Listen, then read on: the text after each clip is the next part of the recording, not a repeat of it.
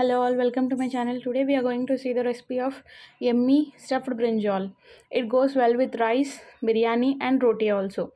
First of all, we have to dry roast some groundnuts. I took a handful of groundnuts. We need to adjust the quantity of groundnuts and other masalas according to the quantity of brinjals we have and the amount of gravy we need.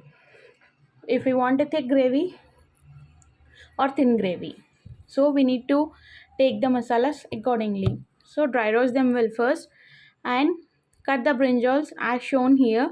Make slits and check for any germs. Now chop the onions.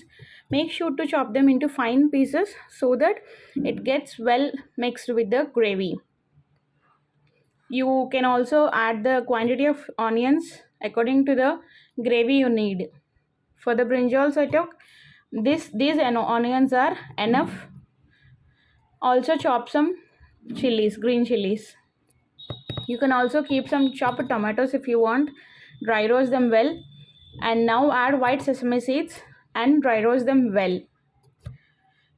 Make sure to keep it in low flame so that they will not get burnt. If they get burnt or are not fried properly, they won't taste good and the curry won't taste good at all. Now add some dried red chilies. I am taking some 6 to 10 of dry red chilies according to the spice taste.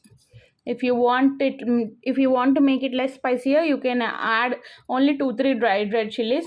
And if you want to skip this step and add dry red chili powder directly, you can do that also while grinding it into a paste.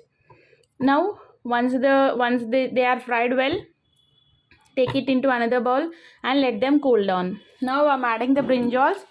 I'm not adding any oil now, so that the water from the brinjals, as they are kept in water all this time, it will evaporate, and then I'm adding the oil so that the oil will not splatter on my clothes or on the stove.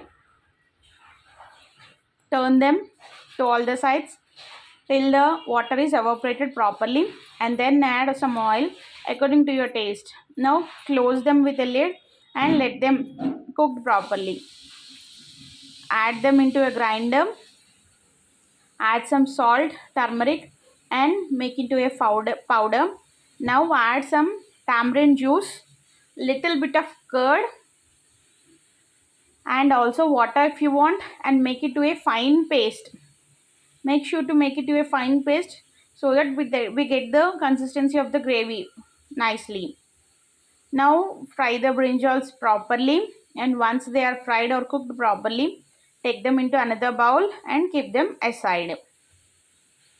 Add some more of oil if you want, or you can skip adding some more of oil.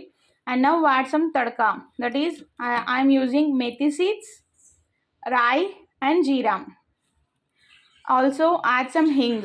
If you want to skip adding hing, you can skip that too, but usually I add hing in all my recipes, in most of my recipes.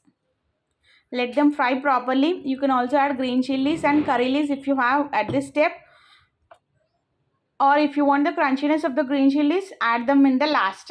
Add the chopped onions and added some turmeric and salt so that they get fried well. Now you have to add the green ginger garlic paste. I usually make paste of ginger garlic and green chilies and keep them in fridge to use in such masala curries. If you want store-bought masala or you want to make it and use it instantly, you can do that also. Mix it properly. Let it get fried. If you want to add some more oil at this step, you can add some more oil. Let them get fried properly till the raw smell goes. Now add some red chili powder and little bit of garam masala. I am just adding red chili powder to get the color. If you want to skip or if you want to add only red chili powder, you have to add it in this step if you didn't use the right red chilies in the first step.